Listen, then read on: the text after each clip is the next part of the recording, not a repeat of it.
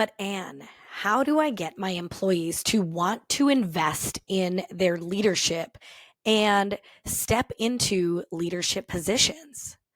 I just had this question yesterday as I was presenting to the Minnesota Supervisors Conference, and I want to break this down for you. If you are someone who's in a position who wants to see employees who are motivated to do their best work, who are looking for leadership opportunities and ways to grow in their leadership and step into management roles, this episode is for you. Welcome back to the What If It Works podcast. This is episode 59. How can I help you as leaders coach your employees and your team members to see themselves in a leadership role? Let's get into it. I love this question. Now, let me tell you how we got here.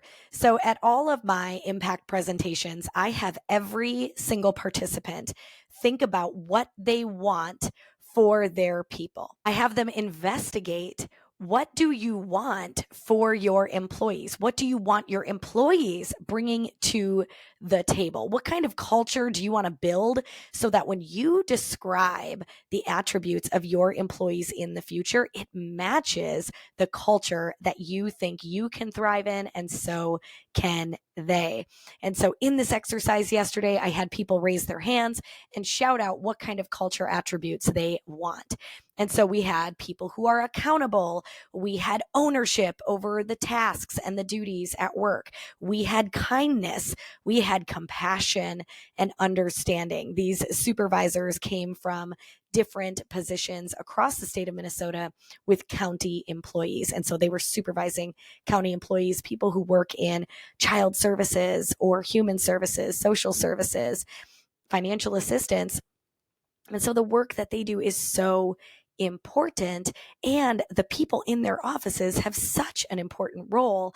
How do we create an atmosphere where these people can be passionate and purposeful? And then came this comment, which there was a gentleman in the back, and he raised his hand and he said, I want my team invested in themselves. And I was like, ooh, tell me more. And so this individual talked about how he wanted his team to see themselves in management and see themselves in leadership and invest in their own learning so that when the day comes for them to step into those leadership positions, they are ready. Here were my questions for them.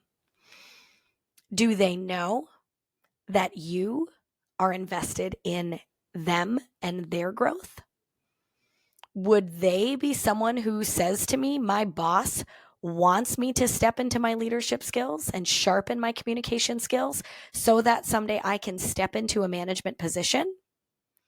Or do we have a culture where people come, do the work, are appreciated for the work they do? I'm not saying this is a negative culture, but maybe the culture is you come, you do the work, you get appreciated for the work you do, you get a paycheck, and you go home. And there isn't this culture of growth, of learning, of influence over other people. And so how can we create that? And so what are some actions we can take? If you are someone who sees this in your own people, now granted, I come from a teaching background, and this is something I needed my students doing. I needed them investing in their future and investing in the opportunities they had in my class so that they could go out and thrive in their community, in their job in the future, in their future career, in their future relationships. And so let's talk about what are some clear actions you can take to truly create an environment where people are invested in their growth. First and foremost, they need to know you believe in them. They need to know that you see them in the future. I know I've told this story before, but I know we have a lot of new listeners on the podcast. And so I once was connected to a former police chief, and he was telling me that one of the first things he learned on the job rookie year is he had a female police chief who said to him, when you're in my shoes. And then whatever the advice was, hey, when you're in my shoes, you're going to need to do X, Y, Z. Hey, when you're in my shoes, this might be a challenge you run into. When you're in my shoes, you might need to. And he, right away, rookie year, was thinking about when he becomes chief, because his police chief ingrained that in him. Now, she didn't say, you're going to have my exact job someday, but she simply said, when you are the police chief, when you get to this level, right? So it was already there. He felt that belief from her. And absolutely, he later in life became a police chief. And he says, I credit that to her 100%, that rookie year, that she believed in me so much that that's how she spoke to me. So as you are speaking to your employees, as you are in team meetings, how can you add that in? How can we say things like, when you are in management, someday when you are leading this business, someday when you are leading the meeting, put them in that future tense and let them dream and get there. Let them believe, because you wholeheartedly believe in their growth, so that they can start to believe in themselves. Back when I was a kid, there was always posters in our classrooms: believe, achieve, succeed. And believe was always first. And I know there's people out there that are going to say, and people just need to take action. If they wanted to be leaders, they would be leaders. If they wanted to step into that management role, they'd be doing the actions to get themselves there. And I'm going to tell you, I disagree. I think we need to see ourselves in a position. We have to believe we can even get there before we start to take action. So step number 1, put the belief in them that they can be in this leadership role. Step number 2, give them opportunity. What opportunities do you have in the office within your team where they could get a taste of leadership, so that they could get their feet wet and feel what it feels like to step into a leadership role? I already mentioned on here, maybe it is leading the staff meeting. Is there a way that they could step into that opportunity of leading the staff meeting, creating the agenda, running the timing, keeping track of the dialogue?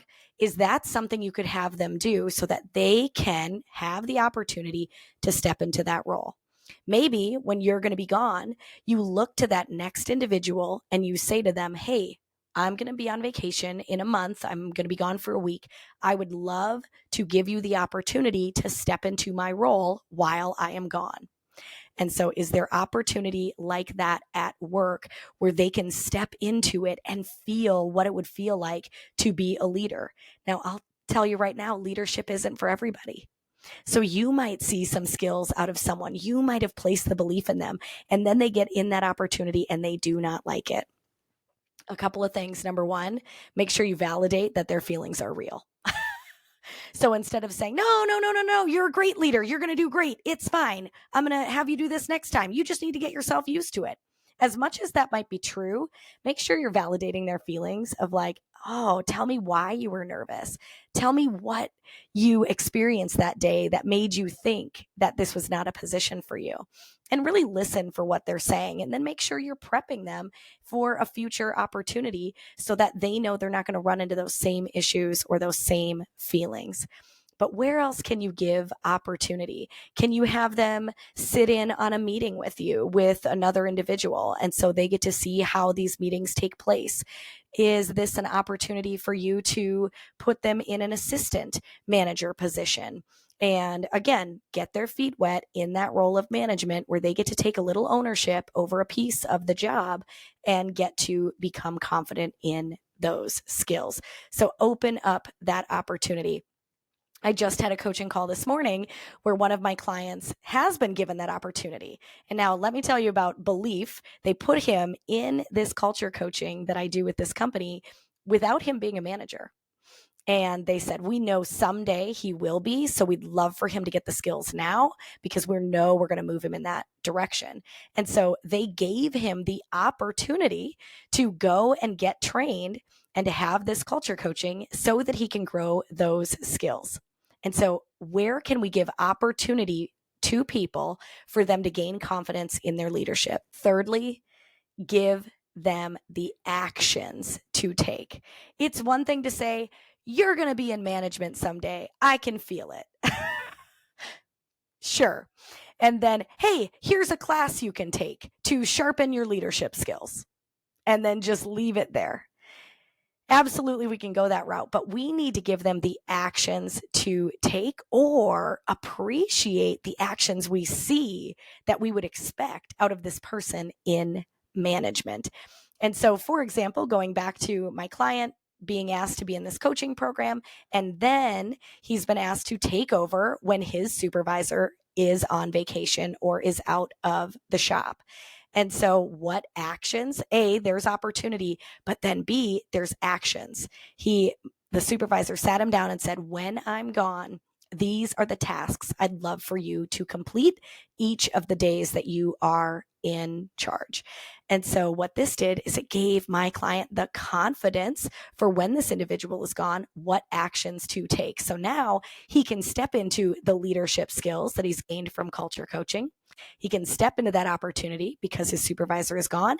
And now he can be confident in the actions to take as he is in that role. It was so funny. He said to me today, I said, so what was the feedback? How did you feel? What were some positives? And he talked through a bunch of the positives that he got. And then he said, this last one, I don't know if it's a positive or a negative, but everybody told me I was working too hard. And I said, I think that's a positive. I think they are recognizing the hard work that you put in to being in that supervisory role. He said he had a lot of fun and he really felt good about the experience.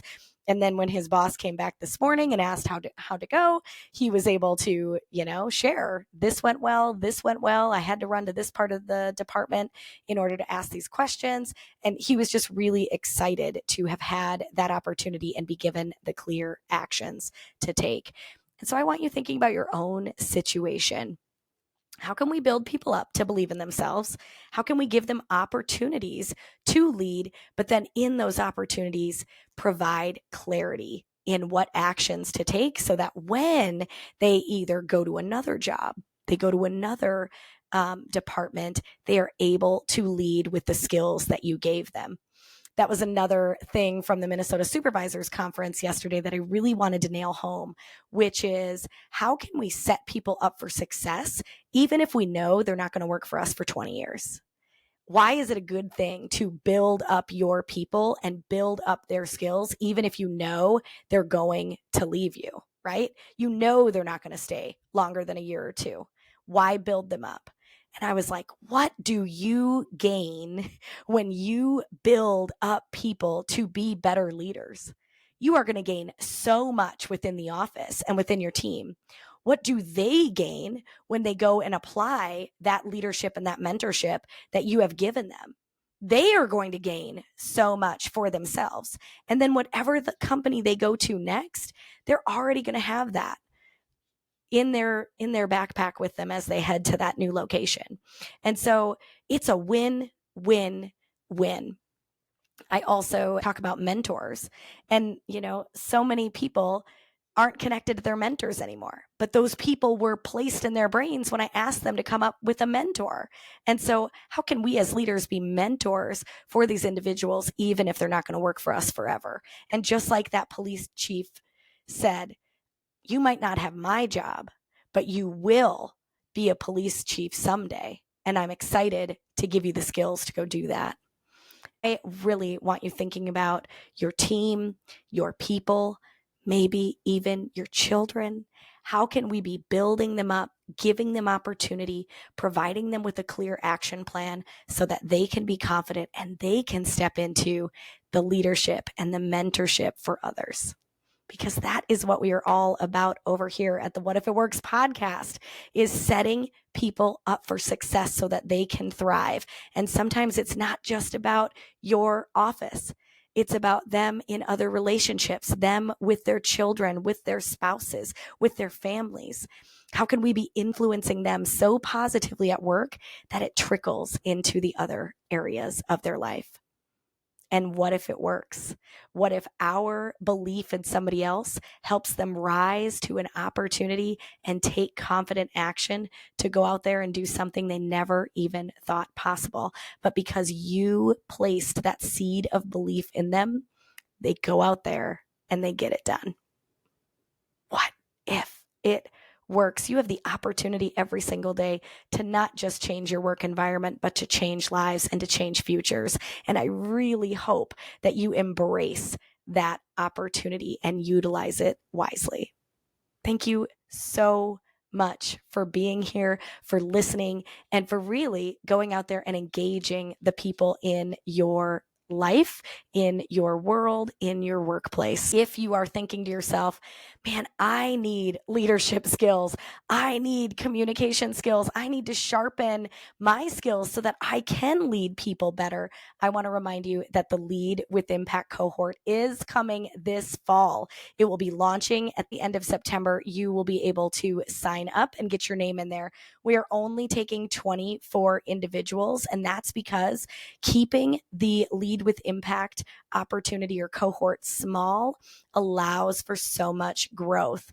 That allows me to be so closely connected to you and coach you individually as well as in a group setting so that you can see change faster and exponentially. And that is what we are here for, is change and growth and positive shifts in your workplace. If you want to get on the first to know list, you need to go right now to anvote.com/first to know, spelled out, anvote.com/FIRSTTOKNOW. You're just going to enter your name and your email, and that way you will get the information first. You are also going to have an opportunity for a 1-day discount, and only the people on the first to know list will have access to that. So go ahead, get over there, get signed up and registered for that. If you are not feeling like you need to be the first to know, but you do want to know about it, make sure that you are on the Impact Insider list. You can go to anvote.com/join to get on the newsletter. So that way you get all of this information. You learn about podcasts as they launch and all of the opportunities for speaking and coaching. And so jump on over there. I can't wait to invite you in to the Impact community and see even more growth out of you. Here for you always. Keep going out there and creating change.